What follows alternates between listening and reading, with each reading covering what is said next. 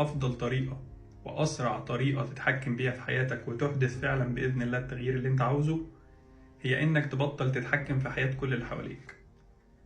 عمرك ما هتعرف كمية الوقت والطاقة والاهتمام المبذولين في غير محلهم.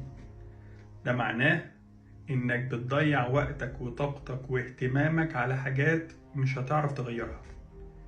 أنت مشغول بكل اللي حواليك وقاعد تفكر لهم وتخطط لهم، مشغول بمشاعرهم، مشغول باحتياجاتهم، وناسي الشخص الوحيد اللي المفروض واجب عليك إنك تغيره وتهتم بيه.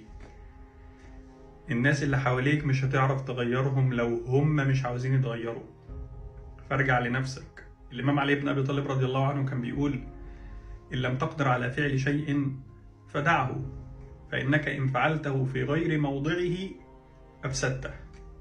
وأرسطو كان بيقول: ليس الحكيم من يضع الأشياء حيث يشاء بل حيث يجب، فكل مبذول في غير محله غير مقدر، وكل غير مقدر مهدر.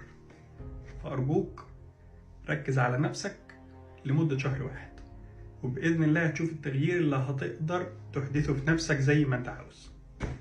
وما تنساش تفكر في الكلام ده كويس. سلام.